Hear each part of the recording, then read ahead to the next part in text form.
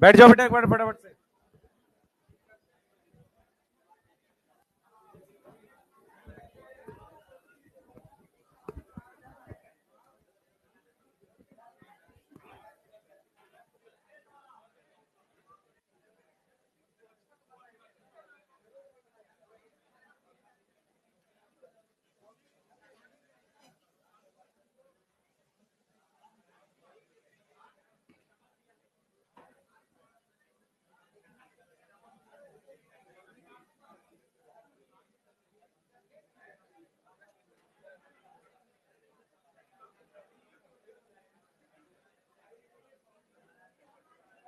अरे क्या हो गया, बस करो।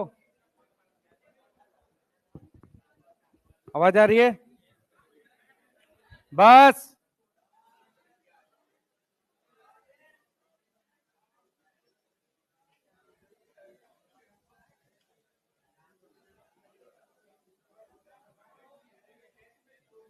भाई प्लीज इधर को देख ले।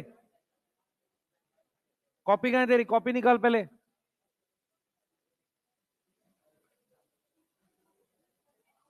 जेई का तो नहीं है, नीट का ही है। हैं?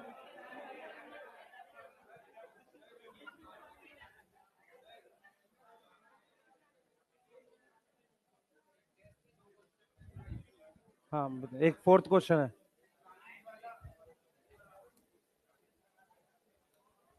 मैं एक बार देख लेता हूं।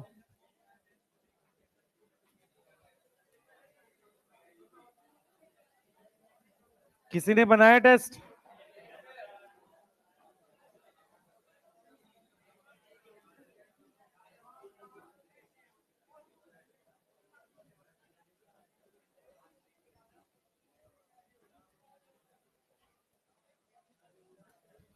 हेडिंग डालो बेटा, हेडिंग डालो, एनारोबिक रेस्पिरेशन पढ़ रहे हैं जल्दी।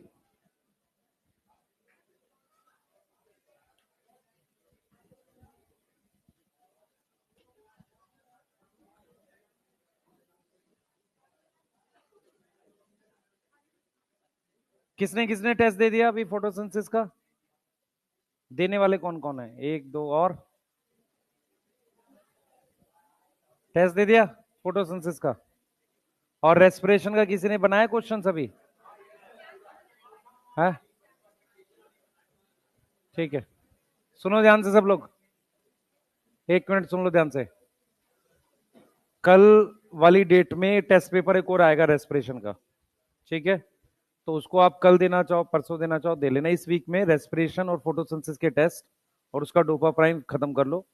कल आप लोग मुझे वो दिखा देंगे, ठीक है? रेस्पिरेशन या उसमें से फोटोसिंथेसिस में से, या दोनों दिखाना चाहे आप शो कर सकते हैं, ठीक है? सही है? हैं?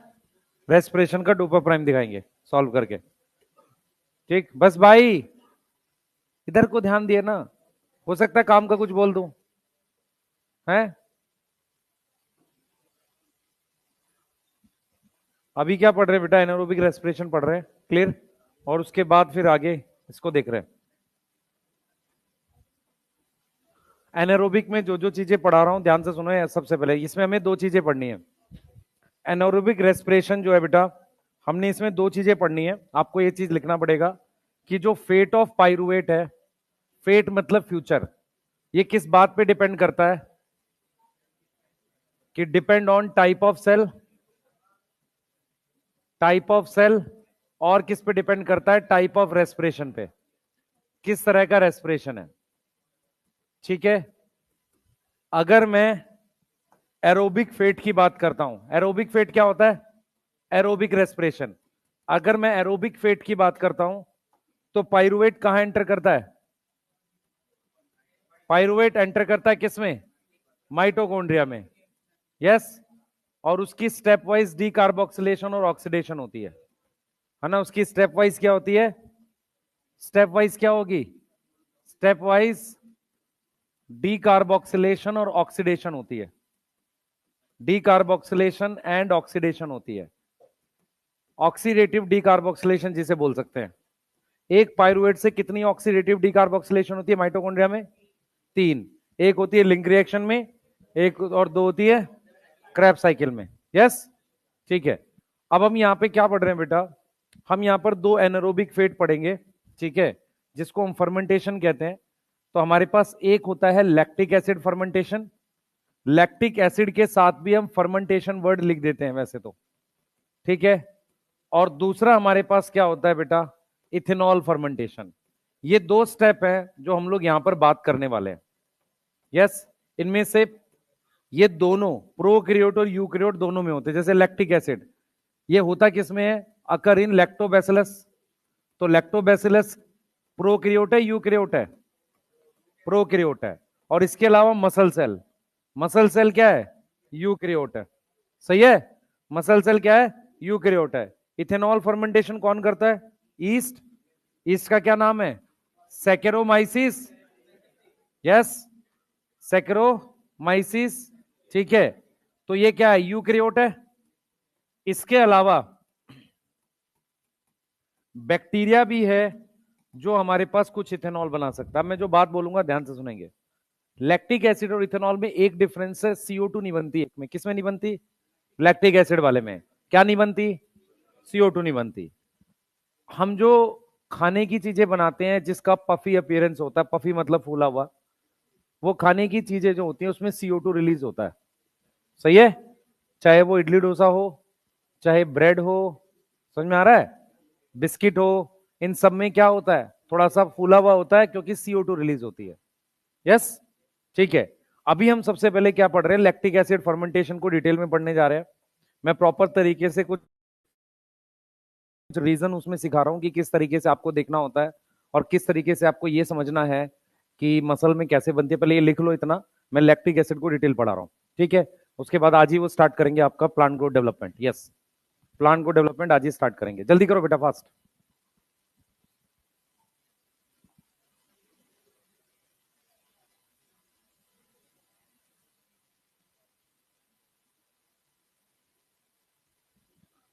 अभी उसमें कितना हो गया, अभी डी ब्लॉक चल रहा है, स्लो हो गया।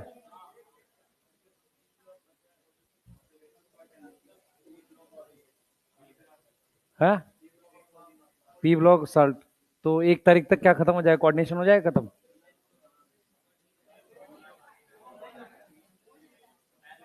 अभी क्या क्या हुआ है, नोमेनक्लेचर हुआ है। ठीक, और उसमें ऑर्गेनिक में नहीं, हाइड्रोकार्बन में क्या, अभी एल्काइन बचा है।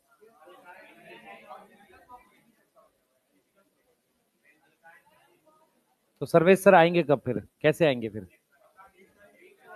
एक को तो आना ही पड़ेगा, एक को संडे, 2 तारीख से। 1 मिनट 1 मिनट भाई रुको, 1 मिनट। आप में से मान लो किसी किसी दिन अगर हमें 7:30 बजे लगानी पड़े, 7 बजे आप आओगे। पहले सुन लो मैं क्या बोल रहा हूँ भाई, सुन लो, पहले सुन लो, आपकी मर्जी है, उसके बाद बात कर सकते हैं। पॉइंट क्या है, फिजिकल केमिस्ट्री, अरे सुन लो ना, बोले जा रहे हैं, सुनते नहीं है। फिजिकल केमिस्ट्री में आपको समय भी चाहिए, 2-2 क्लास में लेक्चर नहीं, चैप्टर नहीं खत्म होगा, आपको आएगा ही नहीं। दूसरा क्या रहेगा, सर्वेश सर क्या कर रहे हैं, जो हमें मंजिल के 1 शॉट रिकॉर्ड करने हैं, वो ट्राई कर रहे हैं कि वो अभी कर लेंगे सारे, ताकि जब वो ये आएंगे तो पूरे दिन सेंटर पे रहेंगे, ताकि आप डाउट वगैरह प्रॉपरली उनसे पूछ पाओ।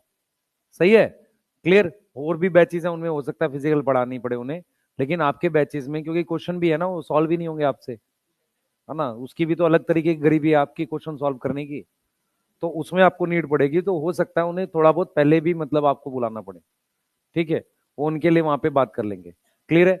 मेरे हिसाब से जो मैंने और एमडी सर ने कैलकुलेशन बिठाई थी, एमडी सर अगले वीक में जो आ रहा वाला वीक है, या तो पहले 3 दिन या सेकंड 3 दिन, मतलब मंडे ट्यूसडे वेडनेसडे या थर्सडे फ्राइडे सैटरडे, इन दोनों में से किसी एक स्लॉट में आएंगे। उसके बाद से फिर वो रेगुलर आए करेंगे, ठीक है, अभी मतलब जितना वो पॉसिबल है। तो उनको पढ़ाना है एनिमल किंगडम और 12th पढ़ानी है। सही है, आज मैं इसको चालू कर देता हूँ प्लांट ग्रोथ डेवलपमेंट को। मैं इस वीक में प्लांट ग्रोथ करा दूंगा आपको। अगला अगर 3 दिन मिलता है तो मैं एनाटॉमी करा दूंगा, क्योंकि एनाटॉमी में टिश्यू सिस्टम पढ़ाना है, और मेनली हमें क्या पढ़ाना है, उसके साथ एक ट्रांसफर सेक्शन पढ़ाना है। सही है, बाकी जो स्टार्टिंग वाला पार्ट है वो मैं लिखवाऊंगा नहीं, सिर्फ समझाऊंगा, क्योंकि उसमें आपको क्यों पढ़ाना है स्टार्टिंग वाला, क्योंकि उसकी वजह उसके बिना वो आपको आगे का समझ नहीं आएगा। एनाटॉमी में डिलीट हो गया सिलेबस बहुत सारा, जो बचा है 2 ही टॉपिक बचे हैं, पर उन 2 टॉपिक को पढ़ाने के लिए स्टार्टिंग वाला पार्ट जो है आपको मैं समझा जरूर दूंगा। क्लियर है भाई? सही है। तो अगर मैं आपको एनाटॉमी करा देता हूं इस मंथ में, एनाटॉमी तक करा देता हूं, तो हमारे पास रह जाएगा बायोमोलिक्यूल और 12th। ठीक है, बायोमोलिक्यूल करेंगे 7 से 8 क्लास एट मैक्स। ठीक है, उसके बाद जेनेटिक्स में 9 और 9 18 क्लासेस वो है। ठीक है, माइक्रोब्स में मोस्ट प्रोबेबली सिर्फ समझाऊंगा 1 क्लास में, मैं उसको लिखवाऊंगा कुछ नहीं, मैं लिख के दूंगा अपने हाथ से नोट्स माइक्रोब्स के। ठीक है, अब रह गया इकोलॉजी, उसको प्रॉपर तरीके से, तो आपका ऐसा कोई भी चैप्टर नहीं है जो प्रॉपर तरीके से नहीं होगा, सारा कराएंगे। एमडी सर को भी जो उन्होंने कैलकुलेट किया था, जितनी मेरे को चाहिए उतनी उनको चाहिए, क्योंकि जूलॉजी कम भी होता है थोड़ा सा, है ना। तो हम लोग का जो सिलेबस हम लोग कैलकुलेट कर रहे थे फैब में हो जाएगा बॉटनी जूलॉजी का। अब फिजिकल केमिस्ट्री में अगर सर को कुछ एक्स्ट्रा कराना होगा तो सर उस हिसाब से आपको आगे पीछे थोड़ा सा एक्स्ट्रा पढ़ा के, कि मान लो अगर आपका सेकंड लास्ट वाला लेक्चर है तो थोड़ी देर एक्स्ट्रा रोक के पढ़ा के वो प्रॉपर तरीके से कराएंगे। क्लियर है? तो पैनिक करना बंद करो, अपना जो करंट चल रहा है उसको करो, और जो रिवीजन हम लोग चालू करेंगे, आज जो इवेंट भी लगा हुआ है, बेसिकली 11th का कुछ हम लोग प्रॉपर प्लान दे रहे होंगे रिवीजन का, और करा भी रहे होंगे, तो जिसको वहां से रिवाइज करना है वहां से कर सकता है। समझ में आ रहा है? रिवीजन करने का मतलब है मैं एक सिंगल लेक्चर में 2.5-3 घंटे में फोटोसिंथेसिस पढ़ा दूंगा, इतने में रेस्पिरेशन पढ़ा दूंगा, इतने में पीजीआर पढ़ा दूंगा, मतलब एक कंप्रेस टाइप का मतलब वो कराएंगे। और है नहीं, स्मार्ट तो फास्ट था बहुत, उससे हल्का उसके बीच का कुछ एक तो होता है वो 6 घंटे वाला, वो 6 घंटे वाला नहीं पढ़ा सकते अभी। ठीक है, वो लास्ट में पढ़ाते हैं हम लोग बेवकूफ बनाने के लिए बच्चों को। ठीक है, वो लास्ट में ही चलता है वो, उससे सिलेक्शन नहीं होता, मजा बहुत आता है, सच बता रहा हूं मैं तुझे। ठीक है, उससे बच्चा अगले साल ड्रॉप करने के लिए मोटिवेट होता है ना, कई कई साल तक करता रहता है। ठीक है, चलो आओ। उसको ऐसा लगता है कि जब वन शॉट से इतना आ गया तो जब मैं आराम से पढ़ूंगा तो बैच में कितना आएगा, पर दिक्कत यह बैच में आ तो जाएगा पर उसका टेस्ट कौन देगा, है ना। हाँ, चलो कोई नहीं, नेक्स्ट करते हैं बेटा। अब जरा लॉजिकल तरीके से इथेनॉल फर्मेंटेशन देखो एक्चुअली क्या होती है, sorry lactic acid fermentation, adding डालो, लैक्टिक एसिड फर्मेंटेशन पढ़ रहे हैं, लैक्टिक एसिड फर्मेंटेशन पढ़ रहे हैं बेटा, ध्यान देंगे सब लोग। हम लोग पढ़ रहे हैं लैक्टिक एसिड फर्मेंटेशन, ध्यान दो बच्चे सारे। लैक्टिक एसिड फर्मेंटेशन को समझने के लिए सबसे पहले जो मैं समझा रहा हूं यहां पर उसको ध्यान से देखेंगे। आपको पता है ग्लूकोज होता है, ग्लूकोज से हमारे पास पाइरुवेट बनता है, सिर्फ बोर्ड पे ध्यान रखो, ग्लूकोज से हमारे पास ये ग्लूकोज है, ठीक है, ग्लूकोज से हमारे पास पाइरुवेट बनता है। पाइरुवेट कितने कार्बन है? 3 कार्बन, बोर्ड पे ध्यान रखो सारे, पाइरुवेट 3 कार्बन है। मैंने यहां पर एरो बना दी, मेरे पास कितनी एटीपी बनती है? 2 एटीपी बनती है। 2 एटीपी के साथ मेरे पास NADH बनता है, NAD प्लस से, मैं भी नंबर पे नहीं जा रहा, NADH बनता है, यस और नो? ठीक है, पाइरुवेट का जब हम एरोबिक रेस्पिरेशन करते हैं, एरोबिक वाला, तो मैं यहां पर लिखता हूं लिंक रिएक्शन, यस, और मैं यहां लिखता हूं क्रैब साइकिल। इन दोनों में जो कॉमन चीज हमारे पास होती है, NADH यहां भी बनता है, यस, क्या बनता है यहां पर भी? NADH बनता है, किससे? NAD प्लस से। क्या बनता है? NADH बनता है। अब क्या करते हो आप, सबसे लास्ट में आप ETS लिखते हो। ETS जो होता है उसका काम क्या है, जो भी NADH बना है, जो भी हमारे पास NADH बना है, ये वाला और ये वाला, इस NADH को वापसी कन्वर्ट करना किसमें? NAD प्लस में। ये ETS का काम है। ये वाला सारा समझ में आ रहा है?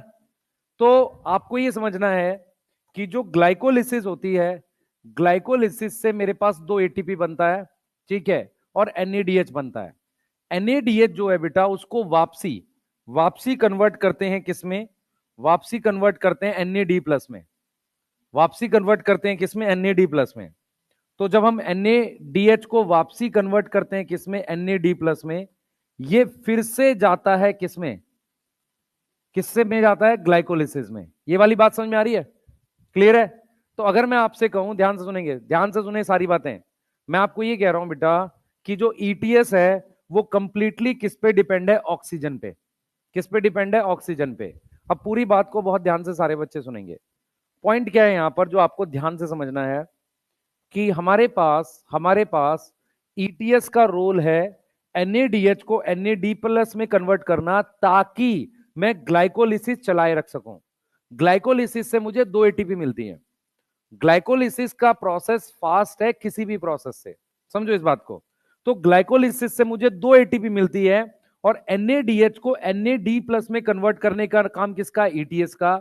ईटीएस को कौन चलाए रखता है? ऑक्सीजन। अगर ऑक्सीजन नहीं होती है तो ईटीएस रुकने लगती है, और अगर ईटीएस रुकेगी तो एनएडीएच का ऑक्सीडेशन एनएडी प्लस में नहीं होता है, और फिर ग्लाइकोलिसिस भी रुकने लगती है। मेरी बात समझ में आ रही है? ऑक्सीजन ना होने से ग्लाइकोलिसिस कैसे रुक रही है, समझ में आ रहा है? तो हम यहां पर क्लियर लिख रहे हैं बेटा, हम यहां पर ये लिख रहे हैं कि हमारे पास ईटीएस का काम क्या है? ईटीएस क्या करती है? रीजनरेट करती है किसको? एनएडी प्लस को। रीजनरेट करती है किसको? एनएडी प्लस को, जो किसमें रिक्वायर है? ग्लाइकोलिसिस में। और भी चाहिए लेकिन ग्लाइकोलिसिस में तो जरूर चाहिए। यस, यहां तक समझ में आ रहा है? ईटीएस किस पर डिपेंड है? डिपेंड है किस पर? ऑक्सीजन पर। ईटीएस किस पर डिपेंड है? ऑक्सीजन पर। मेरी बात सुनिए ध्यान से। एरोबिक रेस्पिरेशन का लिमिटिंग फैक्टर क्या होता है कि कौन सी ऐसी चीज जो एरोबिक रेस्पिरेशन को कंट्रोल करती है? वो ऑक्सीजन ही होती है। अगर आप एक नॉर्मल ह्यूमन बीइंग की बात करो, जैसे आप हम लोग हैं, हमारे अंदर थोड़ा बहुत ग्लाइकोजन स्टोरी है। एक बिल्कुल पतला सा आदमी जिसने कई दिन से खाना नहीं खाया, उसकी बात नहीं कर रहा हूं, एक नॉर्मल पर्सन की बात कर रहा हूं।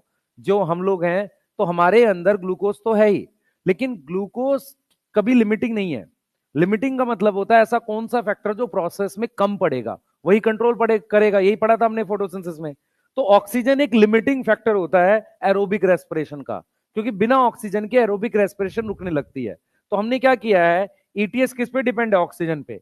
अगर ऑक्सीजन की लिमिटेड सप्लाई कर दें, क्या कर दें हम? ऑक्सीजन की लिमिटेड सप्लाई कर दें, तो क्या होने लगेगा? ईटीएस रुकने लगेगी। यस, ईटीएस क्या होगी? रुकने। टेंड का मतलब होता है कोशिश कर रही है, रुकने लगेगी। अगर ईटीएस स्टॉप हो गई, अगर ईटीएस स्टॉप हो जाएगी बेटा, तो हमारे पास एनएडी प्लस नहीं बनेगा। यस, अगर एनएडी प्लस नहीं बनेगा, एनएडी प्लस नहीं बनेगा, तो क्या रुक जाएगी? ग्लाइकोलिसिस भी रुकने लगेगी। यस, ग्लाइकोलिसिस भी रुकने लगेगी, ऑल्सो स्टॉप। तो ग्लाइकोलिसिस को चलाए रखने के लिए मुझे लैक्टिक एसिड बनाना पड़ता है। लैक्टिक एसिड का सिंपल मतलब समझो ध्यान से सारे बच्चे। लैक्टिक एसिड का सिंपल मतलब है कि मुझे ग्लाइकोलिसिस चलाए रखने के लिए मुझे एक ऐसा कंपाउंड बनाना है जो पाइरुवेट से बनेगा। और पाइरुवेट से क्यों बनेगा? क्योंकि इस वाले कंपाउंड में NaDH खर्च होके Na D प्लस बनाता है। अगर आप सिंपल समझ सको, जो पाइरुवेट हमने कभी देखा हो स्ट्रक्चर, किसी को याद हो थोड़ा सा, तो पाइरुवेट का स्ट्रक्चर में CH3 होता है, C डबल बॉन्ड होता है, COH होता है। अगर आप ध्यान से देखो NaD प्लस से ये ऑक्सीडेशन है, तो इसकी क्या हो रही है? रिडक्शन। तो लैक्टिक एसिड का स्ट्रक्चर CH3C, हमारे पास यहां OH आ जाएगा, यहां H लगाना पड़ेगा और COH होगा। तो लैक्टिक एसिड कुछ नहीं होता, इस कार्बन की सिर्फ क्या हो जाती है? क्या हो जाती है? रिडक्शन। क्या बन जाता है? Lactic acid. और ये क्यों हुई है? ताकि NaDH किस में कन्वर्ट हो सके? NaD प्लस में, और मुझे कम से कम इसकी एटीपी मिल सके। ये जो ग्लाइकोलिसिस की 2 एटीपी है ये मिलती रहे, इसलिए पाइरुवेट को यहां ला रहे हैं, क्योंकि पाइरुवेट यहां नहीं जा पा रहा है क्योंकि क्या कम है? ऑक्सीजन। समझ में आ रहा है? तो पाइरुवेट से लैक्टिक एसिड कब बनाएंगे? जब ऑक्सीजन कम होगी। सही है? ऑक्सीजन कम होने से क्या नहीं हो रहा है? ईटीएस नहीं हो रहा है। ईटीएस ना होने से क्या नहीं हो रहा है? NaDH NaD प्लस में कन्वर्ट नहीं हो रहा है। तो फिर क्या रुकने लगेगी? ग्लाइकोलिसिस। ठीक है। अब अगर हम एंजाइम की बात करें कि एंजाइम इसमें कौन सा चाहिए, एंजाइम का नाम है लैक्टेट डिहाइड्रोजिनेज। क्या नाम है? Lactate dehydrogenase. Lactate dehydrogenase enzyme का नाम है। इसकी लोकेशन है साइटोप्लाज्म। किसका साइटोप्लाज्म? लोकेशन है साइटोप्लाज्म। किसका? बैक्टीरिया का साइटोप्लाज्म भी हो सकता है, और उसके अलावा जैसे लैक्टोबैसिलस, उसके अलावा मसल सेल का साइटोप्लाज्म। सही है, लोकेशन ये है। क्लियर। लैक्टिक एसिड कितने कार्बन का है? 3 कार्बन का। इसमें कोई CO2 नहीं बनती, कोई CO2 नहीं बनती। उसके अलावा कितने एटीपी काउंट होते हैं? 2 एटीपी। ये कौन किसके एटीपी हैं? ग्लाइकोलिसिस वाले काउंट करते हैं। तो ग्लाइकोलिसिस चलती रहे उसके लिए ये चलाते हैं। दूसरा, अगर मैं स्पीड वाइज जाऊं तो सबसे फास्ट होती है मेरे पास ग्लाइकोलिसिस की स्पीड। उसके बाद मेरे पास 2 ऑप्शन है, एक है एरोबिक और एक है एनारोबिक। कौन फास्ट होगा? Aerobic, anaerobic? एनारोबिक। बताओ। ठीक है, एक बार देखते हैं। इधर देखो, ये एक रोड है, यहां से इधर आ रहे हैं, ये रोड 1 है और ये रोड 2 है। ठीक है, मेरी बात ध्यान से सुनेंगे। अगर मैं आपसे बोल रहा हूं कि रोड 1 स्लो है, जैसा आप बोल रहे हो एरोबिक स्लो है, रोड 2 फास्ट है, तो फिर हम रोड 1 लेंगे ही क्यों?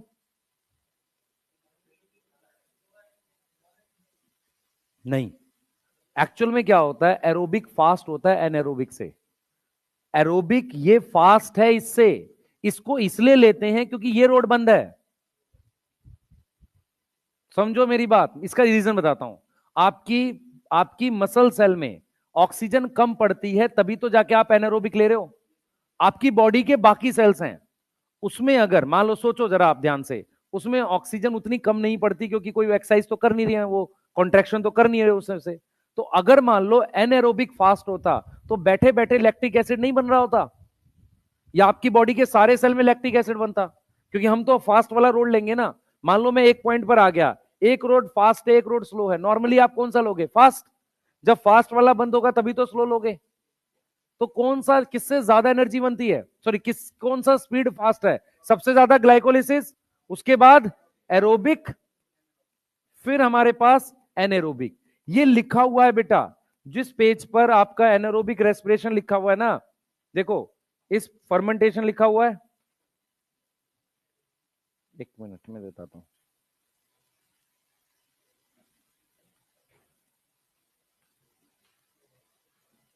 पेज 162 पे देखो, 162, एम्फीबॉलिक पाथवे के ऊपर, जहां एम्फीबॉलिक पाथवे है उसके ऊपर पढ़ो।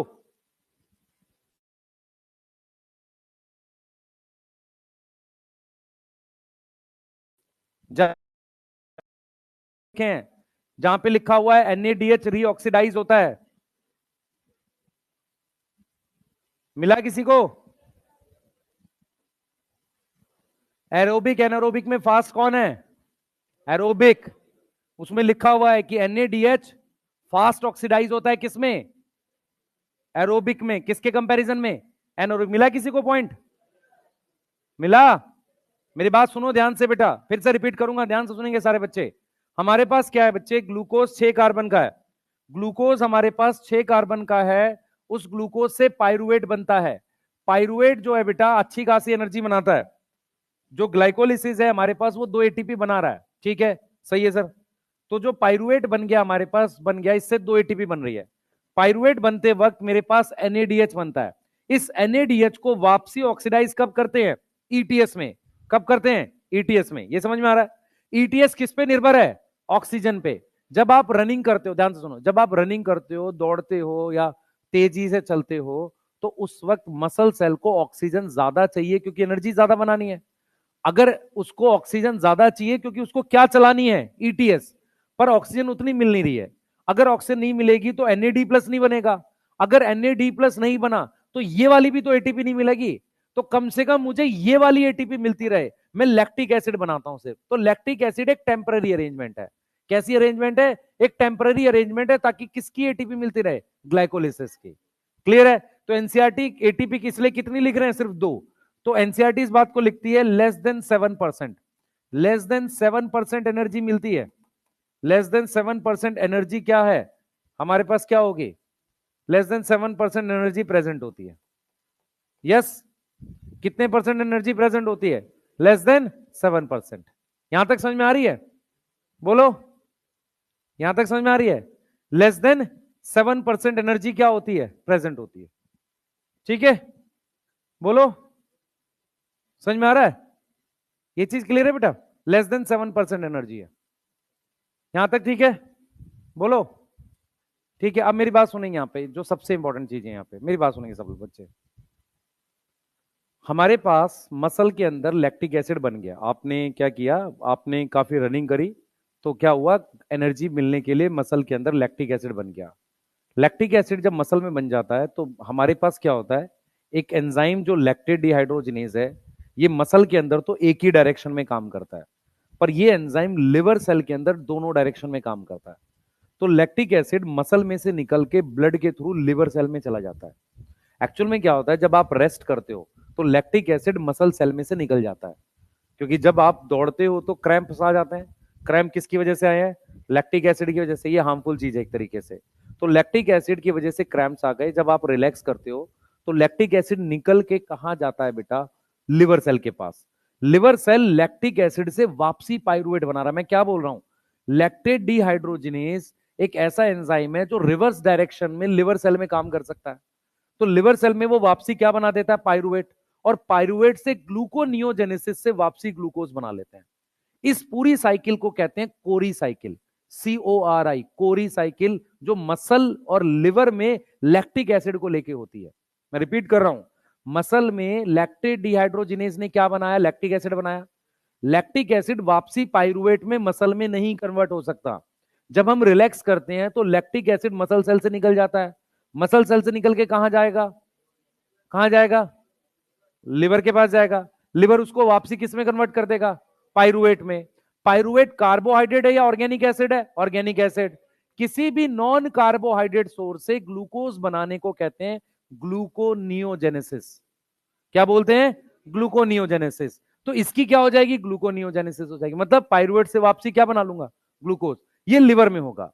बस 20% लैक्टिक एसिड इस पूरे मामले में खराब हो, मतलब क्या हुआ, प्रोसेस की एफिशिएंसी 100% नहीं है, 20% वेस्ट हो जाता है। इस साइकिल को कहते हैं कोरी साइकिल। क्या बोलते हैं? कोरी, CORI, साइंटिस्ट के नाम पे है। ठीक है, ये चीज समझ में आ गई? अब और सुनो ध्यान से। हम यहां पर एक चीज बताते हैं बेटा आपको, कि हमारे पास दो तरह के रनर होते हैं, एक जो मैराथन भागते हैं और एक होते हैं स्प्रिंटर। मैराथन रनर वो होता है जिसकी मसल में मायोग्लोबिन होता है, जो ऑक्सीजन स्टोर करता है। ऑक्सीजन होने की वजह से मसल के अंदर ETS को लगातार ऑक्सीजन की सप्लाई मिलती रहती है। क्लियर है? तो उसमें लैक्टिक एसिड बहुत लेट बनेगा या नहीं बनेगा। क्लियर है?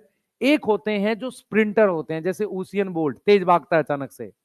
उनमें क्या होता है, उनमें बेसिकली व्हाइट मसल्स होती हैं।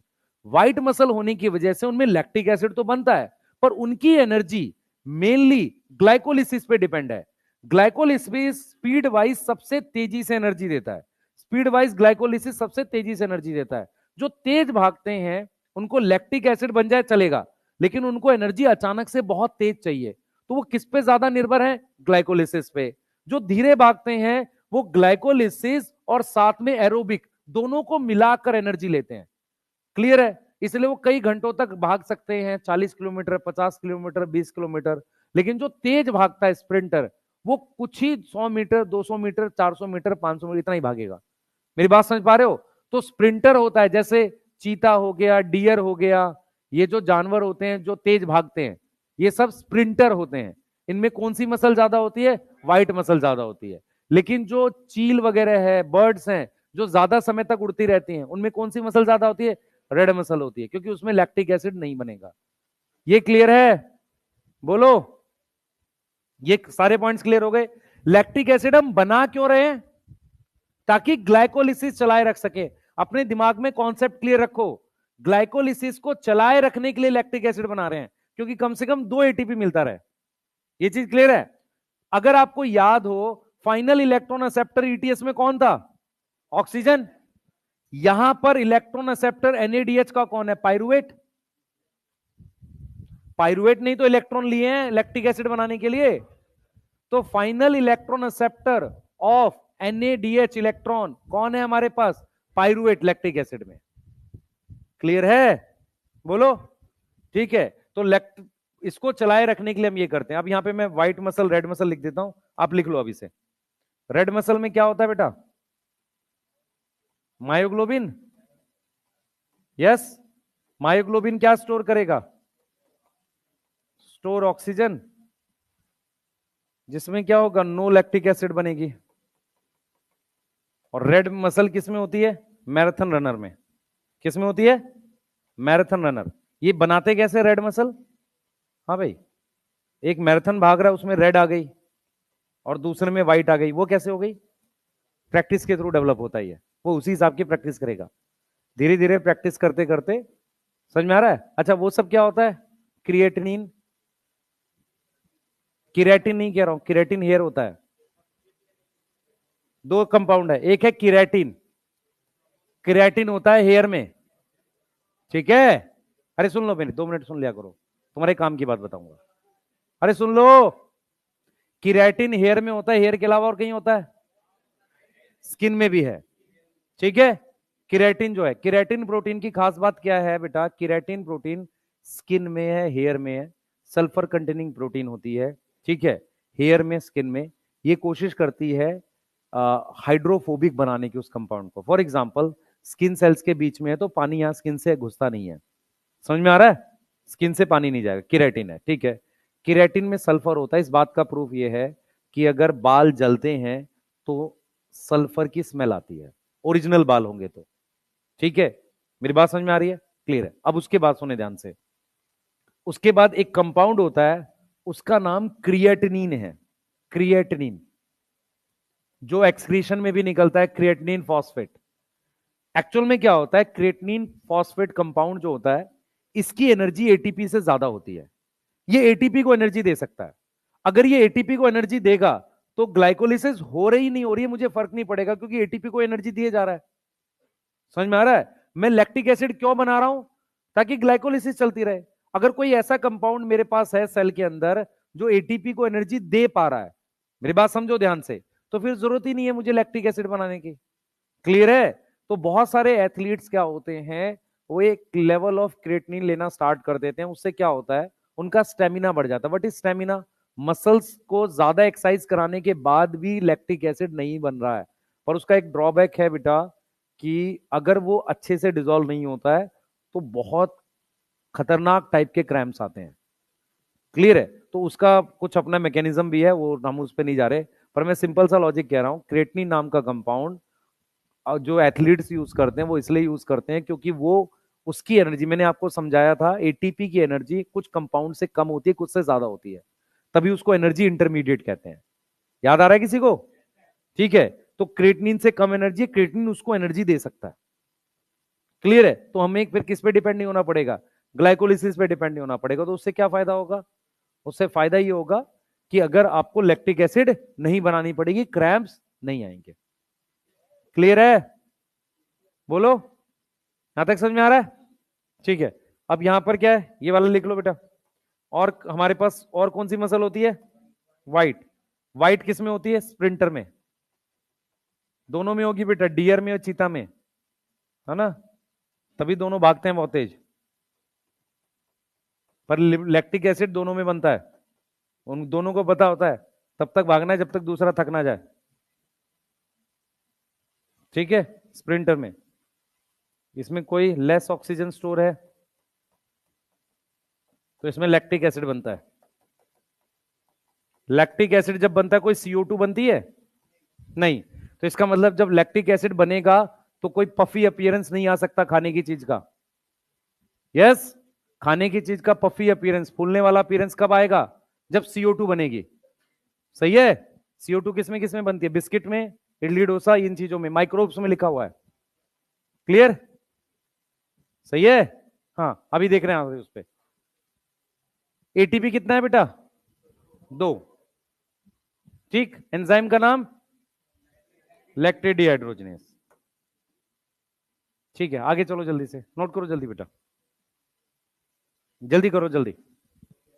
लेस देन कितने परसेंट एनर्जी बन रही है, 7%। कैसे निकाल रहे हैं, 2/36 कर लो, आप ऐसे करके निकाल लो, कुछ 5% के आसपास आएगी, ठीक है। हाँ लिख लिया, एनसीईआरटी पढ़ना भाई, बड़ी तेज नींद आ रही है इधर को, है, लास्ट क्लास तक आते आते तुम लोग निपट लेते हो। आज तो सेकंड चल रही है, अच्छा अरे यार, लास्ट किसकी है? Chemistry, organic? वो तुम जोश में रहते हो ना। हाँ, नीचे ऐसा लगता है ट्रेन चल रही है, ऊपर डेक्स पीटने लगते हैं, पता नहीं क्यों। अभी तुम एल्कीन में डेक्स पीट रहे हो, अमीन तक तो पता नहीं क्या हो जाएगा। हाँ बताओ। हाँ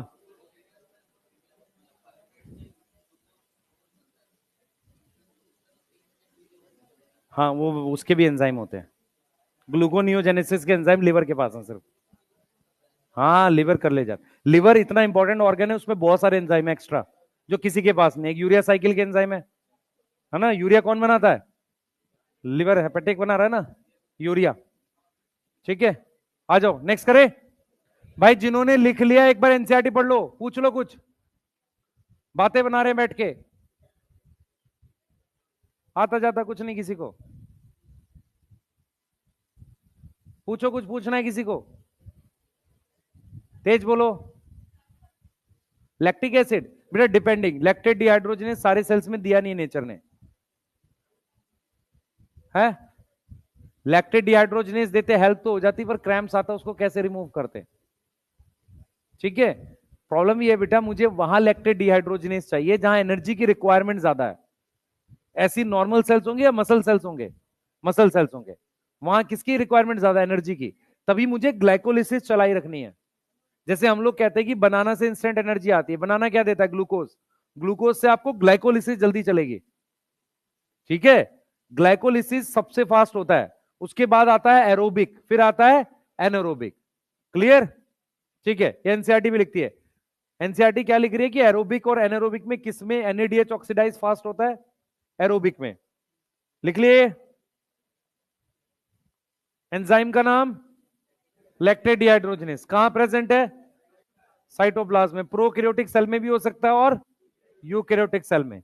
ठीक है, यस। प्रोकैरियोटिक सेल का एग्जांपल लैक्टोबैसिलस।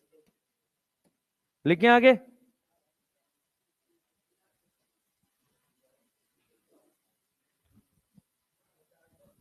हजार्डस मतलब हार्मफुल।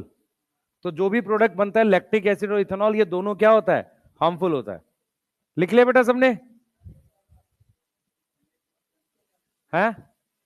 लिख लिया सबने ना? कोई लिख रहा है? चलो ठीक है, आगे पढ़ रहे हैं। इथेनॉल फर्मेंटेशन की बात कर रहे हैं, सेम प्रिंसिपल यहां अप्लाई कर देंगे। इथेनॉल फर्मेंटेशन, इधर देखें सारे बच्चे, इथेनॉल फर्मेंटेशन कर रहे हैं, सेम प्रिंसिपल यहां अप्लाई कर देंगे। कौन सा प्रिंसिपल? देखो, हम लोग क्या कर रहे हैं, सबसे पहले अपने ने लिखा यहां पर ग्लूकोज। ठीक है, ग्लूकन क्या होता है? अभी मैंने ग्लूकन लिखा आ गया था यहां पे, वो क्या होता है? ग्लूकागोन होता है, ग्लूकन नहीं होता कुछ भी। है? क्या पढ़ा हुआ है तुमने यार? सब भूले रहते हो, या तो कुछ पढ़ते ही नहीं हो तुम। हाँ भाई चलो आगे। ग्लूकोज से पायरुवेट बनेगा। इधर देखेंगे सारे, ग्लूकोज से पायरुवेट बन रहा है। पायरुवेट का फॉर्मूला CH3। सही है। यहां कितने एटीपी? 2 एटीपी। समझ में आ रहा है? जो जो बातें बताऊंगा ध्यान से सुनना। यहां हमारे पास 2 एटीपी है। यहां हमने क्या किया है? Na D+ से क्या बना है? NaDH। सही है? ठीक, अब इधर देखो, हम एरोबिक कर नहीं पा रहे हैं, एरोबिक वाली यहां पर ब्लॉक है। तो मुझे क्या करना पड़ेगा? कुछ ऐसा करना पड़ेगा, कुछ ऐसा करना पड़ेगा कि हमारे पास किसी तरीके से हमारे पास क्या आ जाए बेटा, किसी तरीके से NaDH यूज हो जाए। यस। सबसे पहले यहां पर CO2 निकाल दो। क्या निकाल दिया? CO2। CO2 इससे निकलेगा, याद है? CO2 किससे निकलेगा?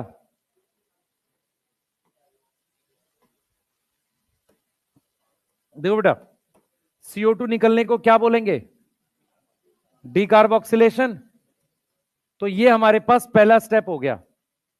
अगर मैंने CO2 निकाल दिया, COH ग्रुप रिमूव कर दिया, तो क्या आ जाएगा? CH3CHO आ जाएगा। बताओ भाई, यहां ये कीटोन है ना, ये एल्डिहाइड में कन्वर्ट हो जाएगा, टर्मिनल हो गया। तो इसका नाम क्या रख दिया हमने? एसिटल्डिहाइड। यस।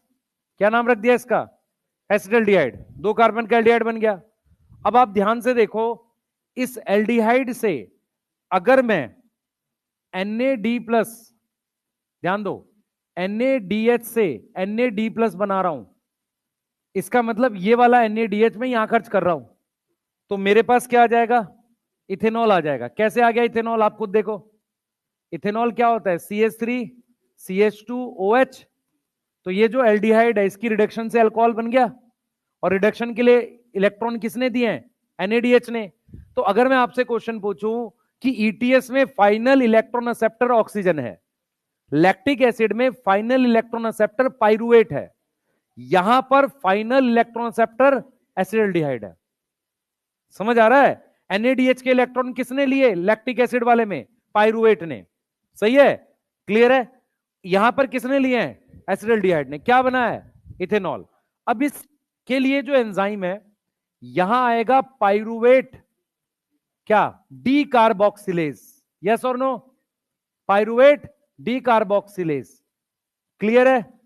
और यहां पर जो एंजाइम आएगा, अल्कोहल डीहाइड्रोजिनेज। ये जो अल्कोहल डीहाइड्रोजिनेज है, इसको जिंक एज अ कोफैक्टर चाहिए। इसको क्या चाहिए बेटा? जिंक +2 चाहिए एज अ कोफैक्टर। क्लियर है? तब हमारे पास इथेनॉल बनता है। जिंक 2-3 जगह याद रखना होता है वैसे तो, अब ऑक्सीजन के लिए याद रख सकते हो। ऑक्सीजन बायोसिंथेसिस के लिए में जिंक चाहिए होता है। जिंक हमारे पास और किसको चाहिए? अल्कोहल डीहाइड्रोजिनेज को चाहिए। अगर आप ध्यान से देखो, ये बिल्कुल लैक्टिक एसिड जैसा ही है। फर्क क्या हुआ है? यहां पर एक CO2 रिलीज हो गई है। ठीक है? तो अगर मैं आपसे पूछूं, ध्यान सुनेंगे, अगर क्वेश्चन आए, एक पाइरुवेट से कितने इथेनॉल बन रहे हैं? एक इथेनॉल और एक CO2 है। क्या है? एक CO2। बच्चे गलती करते हैं इसमें। एक ग्लूकोज से कितने इथेनॉल बनेंगे? 2 इथेनॉल बनेंगे। और कितने CO2 बनेंगे? 2 CO2। दूसरी बात, एनसीईआरटी लिखती है कि ईस्ट जो है, उसने खुद को मार दिया, स्टार्व कर लिया टू डेथ, जब कंसंट्रेशन हमारे पास क्या हो जाती है? 13% कंसंट्रेशन हो जाती है किसकी? इथेनॉल की। अल्कोहल की कंसंट्रेशन जब 13% हो जाती है, तो ईस्ट खुद को मार देता है। इसका मतलब समझो, देखो, इस कंटेनर में ईस्ट है। ईस्ट ये जानता है कि 13% से ज्यादा अगर कंसंट्रेशन होगी इथेनॉल की, तो मैं खुद मर जाऊंगा। तो वो क्या करता है बेटा? वो प्रोसेस रोक देता है। कौन सा प्रोसेस रोक देता है? ये वाला। जैसे ही उसने ये वाला प्रोसेस रोका, ग्लाइकोलिसिस रुकेगी? सोचो खुद से। जैसे ही वो इथेनॉल नहीं बनाएगा, तो NAD+ तो बनेगा नहीं, ग्लाइकोलिसिस रुक जाएगी। ग्लाइकोलिसिस रुकने का मतलब ये है कि वो सेल अपने आप मर जाएगा, क्योंकि उसको एनर्जी की कमी हो गई। उसी को कह रहे हैं हम starve itself to death. Starve itself to death क्यों? क्योंकि 13% से ज्यादा इथेनॉल उसको नुकसान पहुंचाएगा। इथेनॉल क्या है बेटा? एज ए एंटीसेप्टिक भी काम करता है। जब आपके पास वो चैप्टर था, कौन सा जो डिलीट हो गया, केमिस्ट्री में, तो हमारे पास एक केमिकल होता है टिंक्चर ऑफ आयोडीन, नीली दवाई, है ना? उसमें अल्कोहल होता है। हाँ, केमिस्ट्री इन एवरीडे लाइफ में। क्लियर है? तो वहां पर क्या होता है? अल्कोहल होता है भाई, है ना?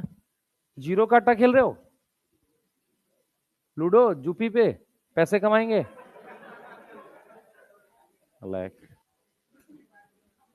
इधर ध्यान दो बेटा, उससे कुछ नहीं होगा। अरे सुनो, उससे कुछ नहीं होगा। इधर ध्यान दो, इधर ध्यान दो। ये वाला समझ में आ रहा है? Yeast starve itself to death. अब मैं जो चीज बताऊंगा उसको सुनना ध्यान से। इसको वैसे टर्म पास्चर इफेक्ट है, पर मैं जो चीज बताऊंगा उसको सुने ध्यान से। तुम्हारे पास माइक्रोब में क्या लिखा हुआ है? माइक्रोब में लिखा हुआ है सैकेरोमाइसिस। वही ईस्ट बेकरी प्रोडक्ट बनाता है, और वही ईस्ट क्या बनाता है? अल्कोहल बनाता है। ठीक है?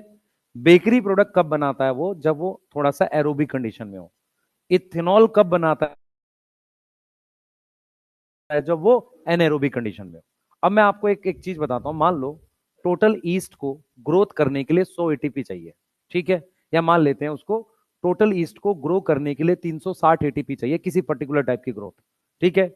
अब अगर वो एरोबिक रेस्पिरेशन करेगा, तो 10 ग्लूकोज में काम चल जाएगा। लेकिन अगर वो एनएरोबिक रेस्पिरेशन करेगा, तो उसको 180 ग्लूकोज चाहिए। मेरी बात समझ पा रहे हो? तो सेम अमाउंट ऑफ ग्रोथ करने के लिए ईस्ट को एरोबिक और एनएरोबिक किसमें ज्यादा ग्लूकोज खर्च करना पड़ेगा?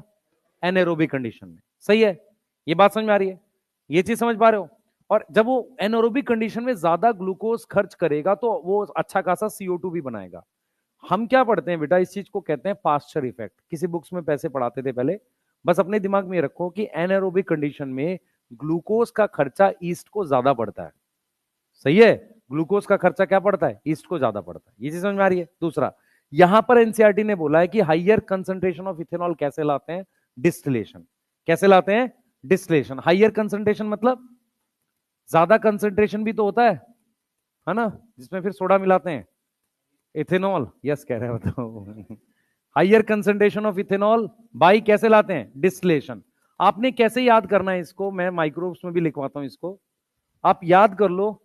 बियर होता है एक, यस ठीक है, ये कम है, कम कंसंट्रेशन है। और एक होता है हमारे पास वाइन, ठीक है, ये अनडिस्टिल्ड होती हैं। ये दोनों कैसी हैं, अनडिस्टिल्ड है। वाइन बनती है शायद उससे, ग्रेप से। देखो, बियर से विस्की बना लेते हैं, ये डिस्टिल्ड होती है। और वाइन से ब्रांडी बना लेते हैं। बी से डब्ल्यू, डब्ल्यू से बी, ये कैसी होती हैं, डिस्टिल्ड होती हैं। इनमें कंसंट्रेशन क्या है, ज्यादा है। बस भाई, रम बाद में बनाना, चिंता ना कर, मेरा कोई फेवरेट नहीं इसमें। ठीक है, इधर देखो, इधर देखो, ये समझ में आ रहा है? ठीक है, इसलिए बीटी सर यहाँ बिहार में नहीं करेंगे शादी, है ना। इधर ध्यान दो, देखो ये वाला क्लियर है। Higher concentration of ethanol by distillation, beer ये, वाइन ये, क्लियर है। ठीक है, हाँ। अब यहां पर एक दो चीजें और मैं बता रहा हूं, उसको सुन लो ध्यान से। मैं कंपेयर कर रहा हूं। अच्छा एक चीज और बेटा, आपके पास माइक्रोब्स वाले चैप्टर में लाइन बहुत ध्यान से पढ़ना। माइक्रोब्स मैं वहां भी बताऊंगा दोबारा। माइक्रोब्स वाले में लिखा हुआ है कि जो भी कंपाउंड पफी अपीयरेंस देते हैं, मतलब जो भी खाने की चीज जिनका फूला हुआ अपीयरेंस आता है, इडली डोसा का आता है, और किसका आता है, बिस्किट का आता है, ब्रेड का आता है। तो बिस्किट और ब्रेड तो सैक्रोमाइसिस बनाता है, इडली डोसा में उसने बैक्टीरियम लिखा है। क्या लिखा है, बैक्टीरियम। तो इथेनॉल सिर्फ ईस्ट नहीं बनाता, बैक्टीरियम भी बनाता है। या एनारोबिक रेस्पिरेशन सिर्फ ईस्ट नहीं करता, कुछ बैक्टीरियम भी करता है। ठीक है, उसने इडली डोसा में बैक्टीरियम लिखा है, ईस्ट नहीं लिखा। अपनी कॉपी चेक कर लेना क्लास 12 की एनसीईआरटी। क्लियर। अब यहां पर मुझे कंपेयर करना है, किसको किसको कंपेयर करना है, लैक्टिक एसिड को किससे, इथेनॉल से। यस, हाँ भाई, CO2 बनेगी, इसमें तो नहीं बनेगी, इसमें बनेगी ATP, दोनों में दो है, सही है, क्लियर। इलेक्ट्रॉन एक्सेप्टर बताओ, पाइरुवेट, यहां पर एसिटल्डिहाइड। यस,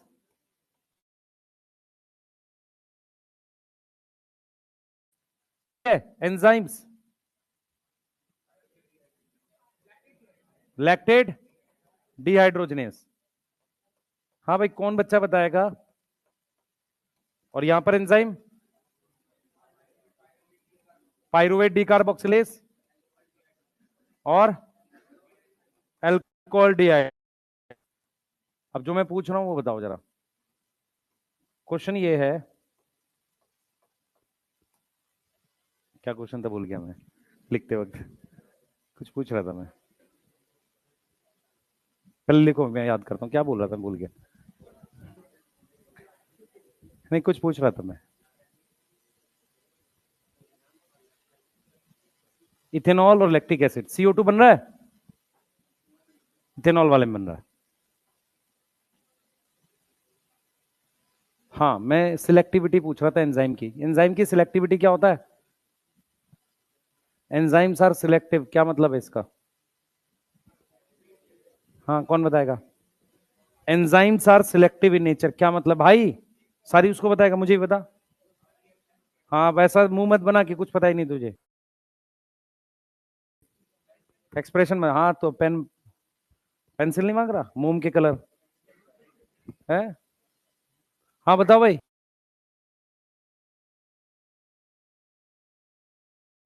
सिलेक्ट किसी पर तो सुनो ध्यान से, आप ऑर्गेनिक केमिस्ट्री पढ़ते हो, तो जब कोई रिएक्शन कराते हो उसमें मेजर और माइनर प्रोडक्ट बनता है, ठीक है। एंजाइम एक ऐसा स्ट्रक्चर है जो फिक्स कर देता है यही प्रोडक्ट बनेगा।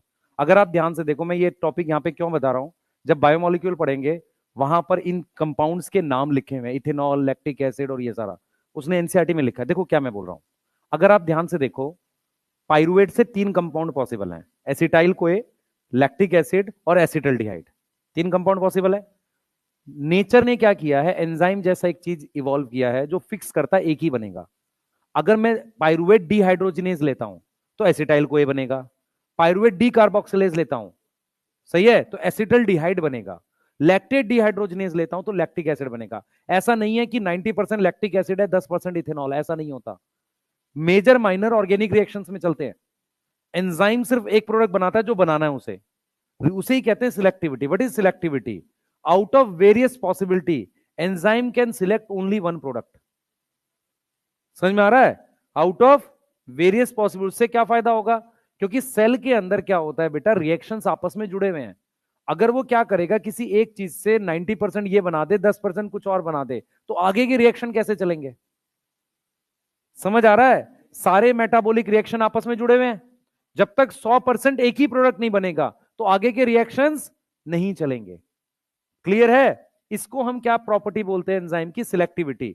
तो अगर आप ध्यान, ये इसी टॉपिक से रिलेटेड है। 3 प्रोडक्ट हैं पाइरुवेट के, क्या क्या है?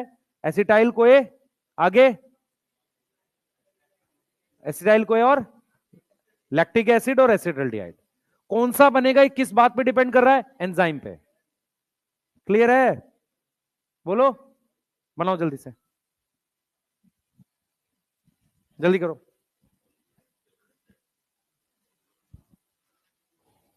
जल्दी जल्दी फास्ट। जिन्होंने लिख लिया एनसीईआरटी पढ़ लो। 2 डाटा है वहां पे, <7% और 13% वाला। दोनों डाटा पे खास नजर बनाए रखेंगे।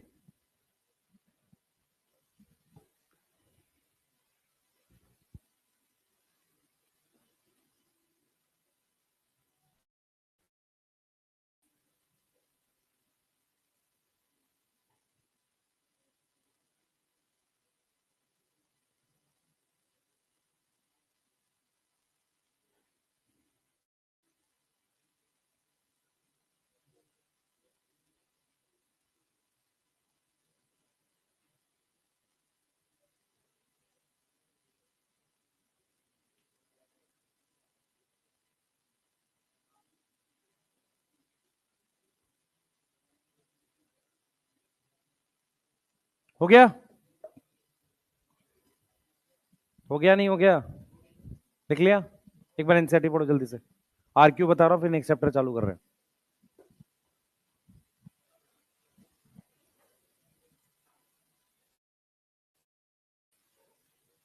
आरबीसी में क्या बनना चाहिए? क्या बना दें? Lactic acid, ethanol?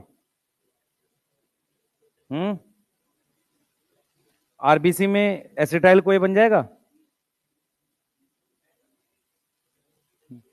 क्यों नहीं बनेगा? माइटोकॉन्ड्रिया नहीं होता आरबीसी में, है ना? तो फिर एनएडीएच का क्या करेंगे?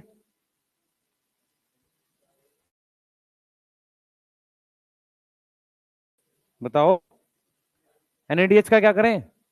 कुछ तो एक बनाना पड़ेगा। नहीं समझ में आया मैंने क्या पूछा है? मैं ये पूछ रहा हूं, आरबीसी के अंदर माइटोकॉन्ड्रिया तो है नहीं, आरएल है, एनर्जी तो चाहिए। कार्बोनिक एनहाइड्रेस इतने सारे रिएक्शन चला रहे हो, एनर्जी तो चाहिए।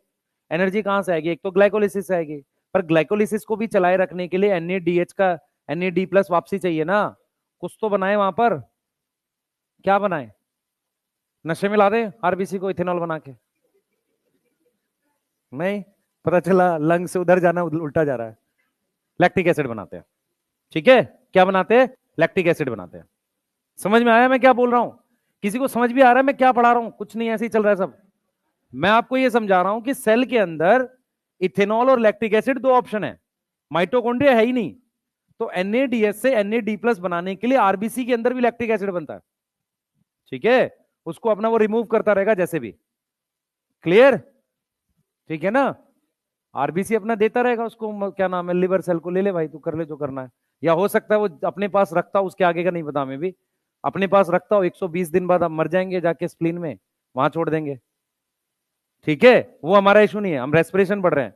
हमारा इशू ये है कि आरबीसी में क्या करते हैं, क्योंकि वहां तो माइटोकॉन्ड्रिया नहीं है ना। माइटोकॉन्ड्रिया हटा दिया हमने, क्या रखने के लिए?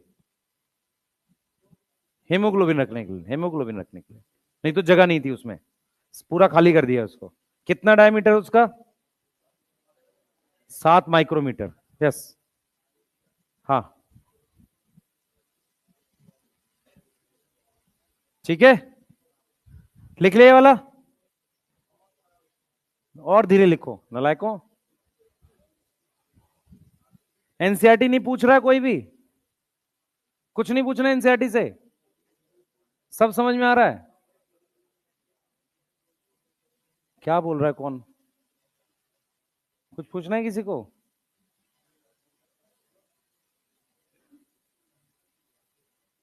बोलना भाई, तुम लोग पूछ क्यों नहीं रहे हो? बगल वाले को बोलते बोलते साल निकल गया है, ना उसने पूछा ना तूने पूछा, कोई तो पूछ नहीं रहा है। बेटा चिंता मत करो, जितना मुझे आता है मैं तो कुछ भी बता दूंगा तुम्हें, कुछ फर्क ही नहीं पड़ेगा वैसे भी, है ना। मैं पर कुछ ऐसा लॉजिकल बता दूंगा तुम्हें लगेगा हाँ ये ठीक है, सही है। हाँ गलत से क्या फर्क पड़ रहा है, तुम्हें कौन सा आता है ना। सही है। जब हम स्टार्टिंग में पढ़ाते थे तो डाउट ऐसे ही बताते थे, पहले पूछ लेते अच्छा इसका आंसर क्या है, उसी को बता देते थे, है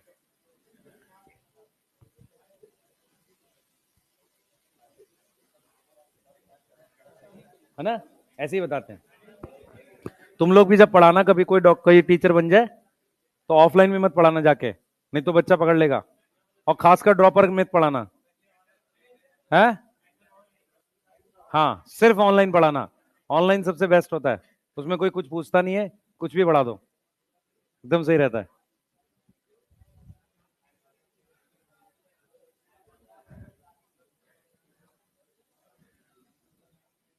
ठीक है, आ जाओ, हेडिंग डालो, आरक्यू लिख लिया, कोई लिख रहा है?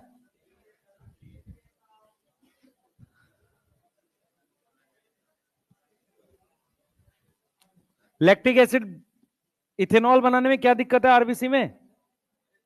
कोई टेक्निकल दिक्कत भी? एक मिनट रुको जरा, इथेनॉल आरबीसी में बनाने में कोई टेक्निकल दिक्कत है? कुछ बना दे तो क्या हो गया, चलो अल्कोहल हटा देते हैं, और कोई रीजन? CO2 बनेगा, CO2 आरबीसी में प्रॉब्लम करेगा, वो कर्व को इधर उधर हिला देगा वो, ठीक है, वो जो डिसोसिएशन कर्व है उसकी भी प्रॉब्लम है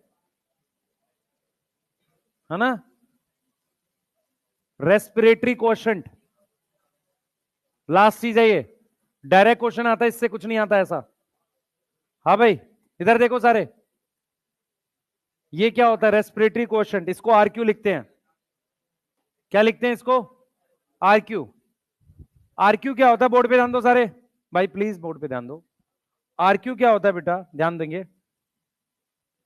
आरक्यू होता है बेटा हमारे पास कि वॉल्यूम ऑफ CO2 इवॉल्व, मत बात करो, वॉल्यूम ऑफ O2 एब्जॉर्ब, ये हमारे पास आरक्यू है। समझो, पहले पूरी बात समझो ध्यान से, बोर्ड पे ध्यान रखो भाई। हमारे पास क्या होता है बेटा, आप ये समझो कि रेस्पिरेटरी सबस्ट्रेट कुछ भी हो सकता है। रेस्पिरेटरी सबस्ट्रेट हमने 4 पढ़े थे, याद है किसी को? क्या क्या थे? कार्बोहाइड्रेट, यस, फिर प्रोटीन, फैट, ऑर्गेनिक एसिड। किसी एक दो ऑर्गेनिक एसिड का नाम बताओ। Oxaloacetic acid, citric acid, alpha ketoglutaric acid, ये सारे क्या हैं?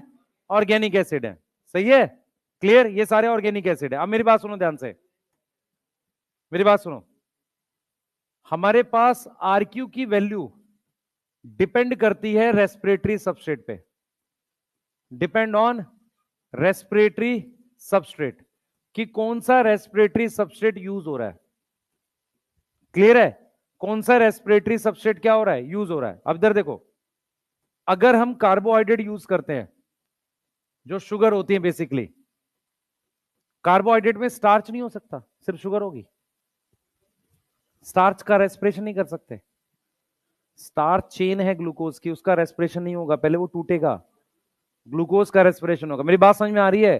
पॉलीसेक्राइड का नहीं कर सकते, हमने शुगर्स का करना पड़ेगा। तो रेस्पिरेट कार्बोहाइड्रेट में किसकी बात कर रहे हैं हम लोग? शुगर्स की। उसका आरक्यू क्या आता है? लगभग 1। आरक्यू क्या आ गया? 1 आ गया। क्लियर है? आरक्यू 1 क्यों आता है आपको थोड़ा सा आइडिया दे देता हूं। क्योंकि हमारे पास जैसे कार्बन है, आप ध्यान से देखें, कार्बन और ऑक्सीजन का नंबर लगभग बराबर है, तो हमें उतनी ज्यादा ऑक्सीजन देनी नहीं पड़ती। लेकिन अगर मेरे पास हम बात करते हैं फैट की, और फैट में भी मेनली हम बात करते हैं फैटी एसिड की, क्योंकि वो मेन कंपाउंड है जिसका रेस्पिरेशन होना है। अगर आप फैट देख सकते हैं तो ध्यान से देखें मैं क्या बोल रहा हूं। मान लो फैट दो चीज का बना है, एक कार्बन का कंपाउंड है जिसको ग्लिसरॉल कह रहे हैं, और उस पर ये लंबी चेन कार्बन की है जिसे फैटी एसिड कह रहे हैं।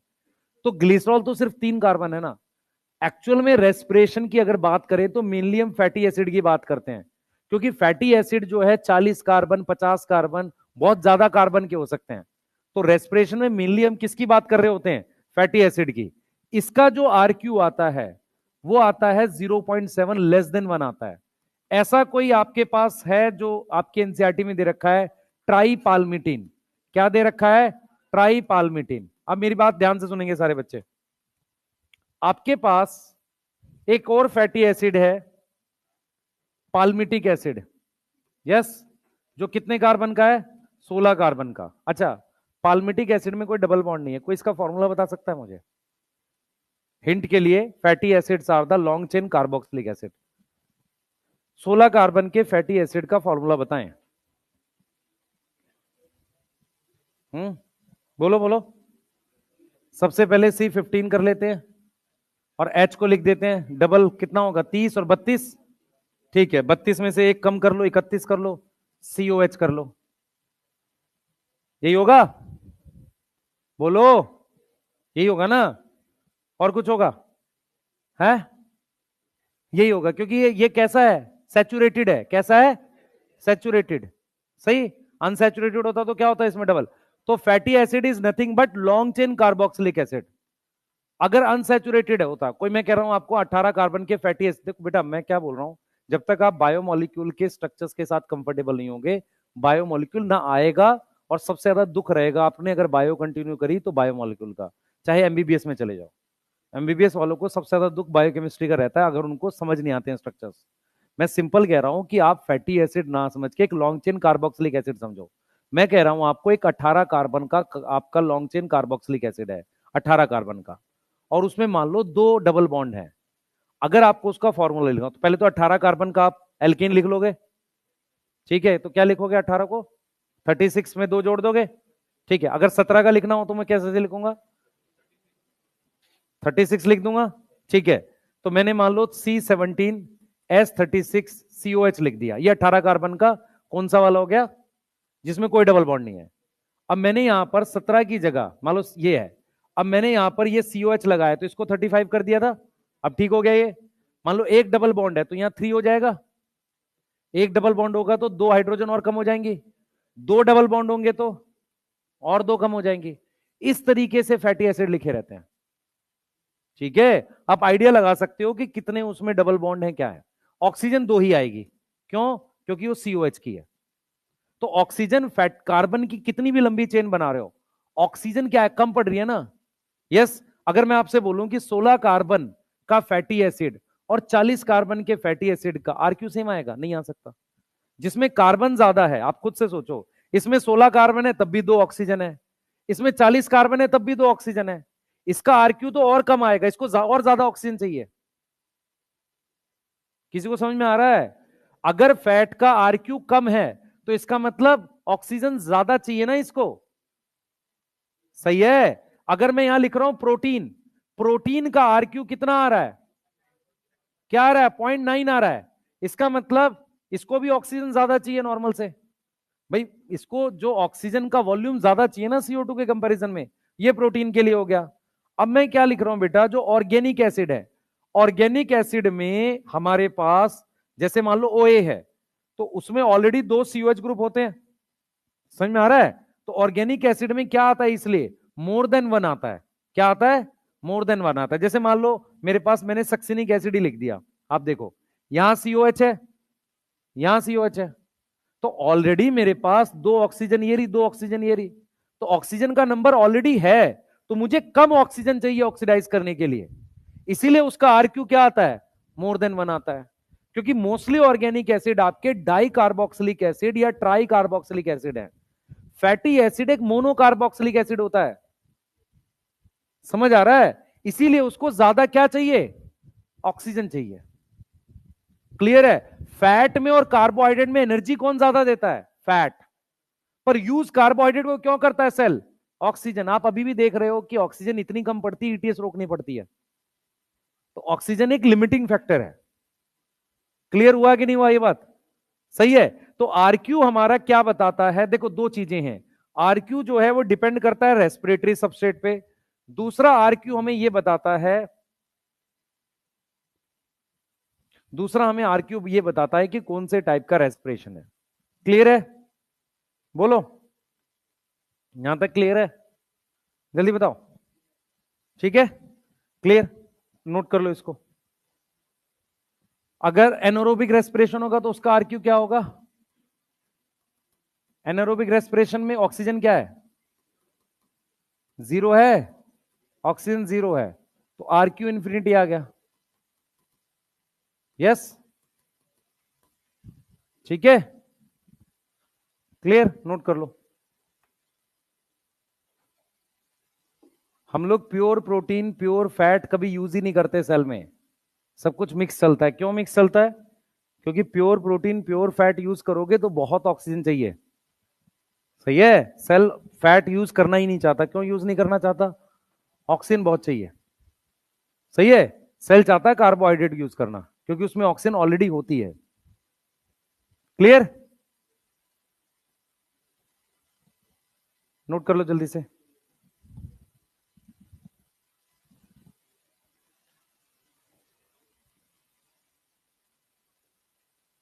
जल्दी करो बेटा।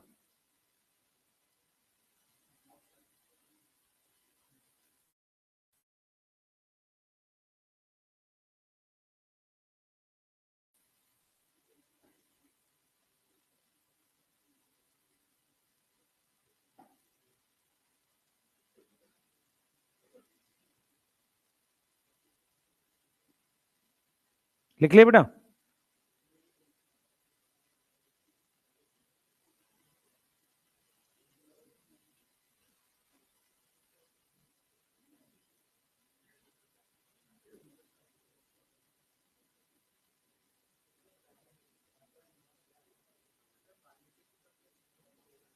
पाल्मिटिक एसिड 16 कार्बन का होता है।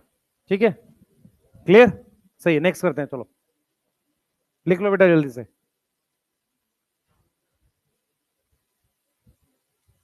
जल्दी लिख लो।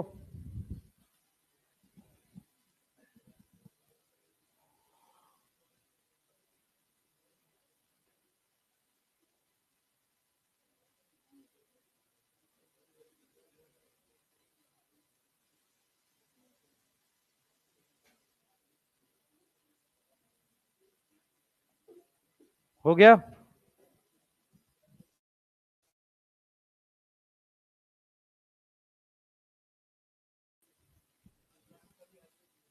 आरक्यू कैम का जीरो होगा। कैम में क्या होता है, CO2 जीरो है।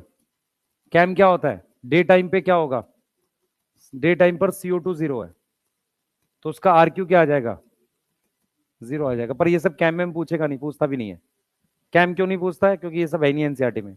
कुछ पूछना है पूछ लो, नेक्स्ट देखते हैं, फिर नेक्स्ट चालू करते हैं। जल्दी करो बेटा, कुछ पूछना है किसी को, है क्या, क्या चीज, वो सब नहीं करना, किसने पूछा।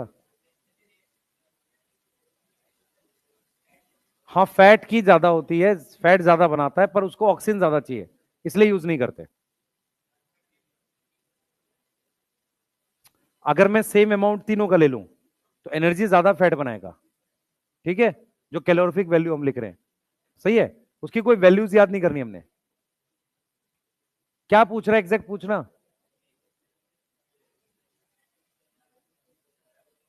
हाँ, ज्यादा होती है। यहां पर क्या दिया हुआ, कम दिया हुआ है।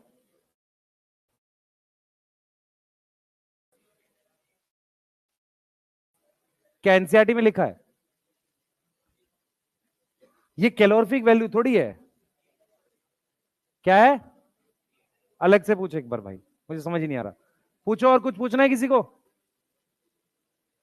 हाँ बेटा, दोबारा बोल। प्योर प्रोटीन फैट यूज नहीं कर सकते क्योंकि ऑक्सीजन बहुत चाहिए, इसलिए क्या होता है खाने में कार्बोहाइड्रेट होना चाहिए। ठीक है, चलो ठीक है बेटा, कल चालू करेंगे, अभी नहीं कर पाएंगे। ठीक है, हाँ। क्या टाइम हो रहा है?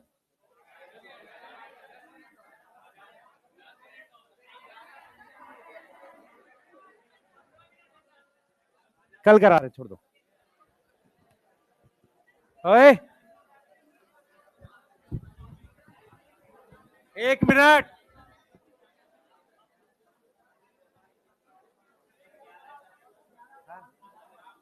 आधा घंटा अभी।